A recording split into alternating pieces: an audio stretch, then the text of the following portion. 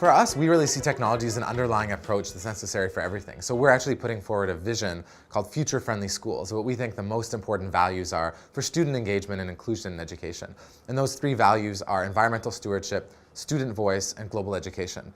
But alongside that, and kind of underlying all of that, are two fundamental approaches. One of project-based learning, which is kind of experiential, real-world student-driven, and the second is the immersive use of ICTs, and basically technology. And we think that technology brings those values to life. It was never possible before to make some of these global connections, to give students access to the kind of virtual field trips that are possible today.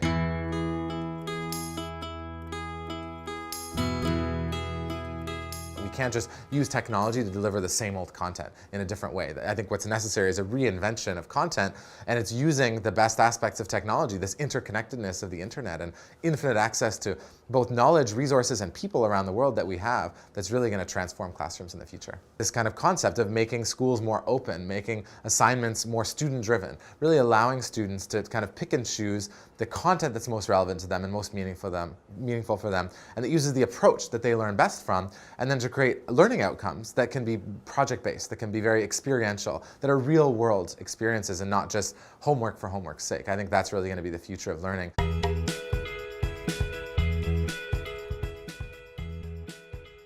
We're seeing the whole marketplace for content becoming a lot more open. So I think the big shift that's needed is for teachers not to feel threatened by this change in terms of content delivery, because that's really not what teachers are there for. Content delivery is not a skill that's very specialized or important anymore. It's really that content curation, helping students develop critical thinking, collaboration, these kind of creativity skills are critical. So it is going to require a shift, but we think it's a really positive one in terms of giving teachers much more meaningful work to do and not just writing content onto the blackboard.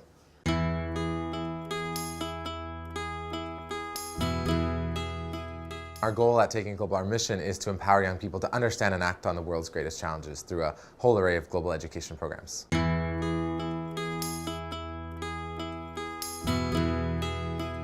So I really think that more than ever before, in terms of connecting with our global peers and trying to address some of these global conflicts and problems, technology offers huge opportunities to build empathy. We're building a new mobile app called Culture Connect that will actually bring together groups of young people from 8 different countries around the world and take them on an experience, kind of building on the success of something like Instagram, taking them on an experience, a journey through each other's cultures, and them to reflect and relate and better understand each other. So for example, we partner with a group in the US called Global Partners Junior out of the city of New York, where they run collaborations bringing together middle school students across New York City with students in over 25 cities around the world. Another program is called Challenge 2020. It brings US schools together with schools in other countries to develop solutions to global challenges, partnering between two different schools, one that may be in a region affected by that problem and one school that's learning about it. So really creating intercultural learning experiences so that students aren't just learning independently and disconnected, but actually are gaining a broader sense of compassion and connection. And we think that'll also go a long way towards addressing some of the gaps in geography and global competence and understanding that's showcased in some of these recent studies where students don't know what region of the world certain countries are in, don't know what languages are well spoken. We think that's because the way the content's presented to them isn't very meaningful. They're memorizing it for the test, but they're not creating a real connection with the person in that place. So we think that this kind of collaborative learning can go a long way towards addressing that.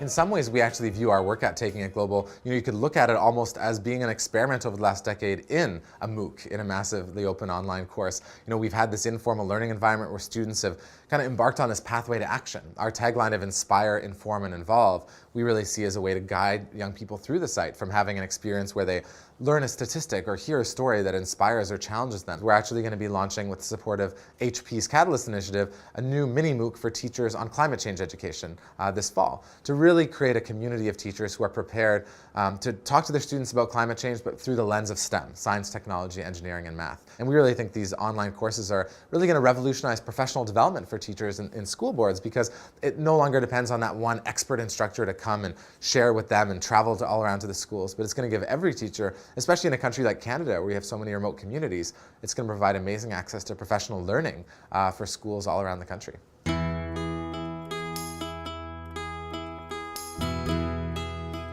We've done a lot of different partnerships and collaborations with a number of groups on creating educational games, and it's really been about an alternative approach for students who may not be engaged by traditional broadcast instruction to really interact and experience an issue in a different way. One of the games, AET, which was created by our partners at Global Kids, actually takes people through a Sims-type experience of what it's like to try to survive in a developing country, some of the decisions and sacrifices that need to be made. So obviously not every student will be able to have an overseas work experience or overseas volunteer experience where they'll really get a new appreciation of their privilege and what we kind of take for granted here in Canada. We hope through some of these simulations like AET, it can kind of offer a new way to engage students in these issues, a new way of understanding. And for many students who grew up playing video games and are incredibly engaged by them, it helps to bridge that gap we talked about, the Partnership for 21st Century Skills gap.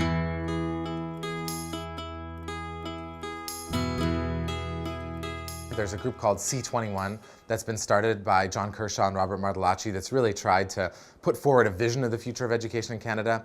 I think we've had some pockets of innovation in places like Alberta and New Brunswick where there's been funding and support for one-to-one programs in the classroom. But I think one of the challenges is we haven't had a national kind of education technology and kind of education leadership strategy as a country. And we've been doing okay on the international scores and assessments, but that's not really good enough because it doesn't look at a lot of these 21st century skills, things like critical thinking and collaboration and creativity, creating the next generation of businesses that are going to drive our economy forward. So I really think we need to put our heads together as a country and invest in that conversation, and also invest a lot more in education, invest in providing the tools and resources that we need as close as possible to the classroom. We really need to give teachers the ability to both provide themselves with the professional development they think is most relevant.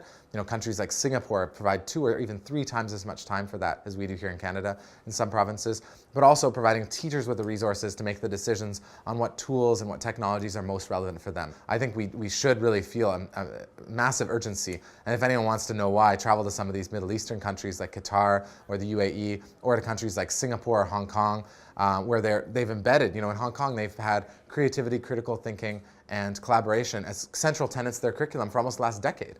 And I've been to schools there, primary schools, that have one-to-one laptops for learning for their students. So we really have to invest in some of these tools, not as a replacement to outdoor activity or anything like that. We need to invest in all of that, but for students to be prepared to create the workplaces of the future, we really need to start quickly investing in both that conversation and into our schools and teachers.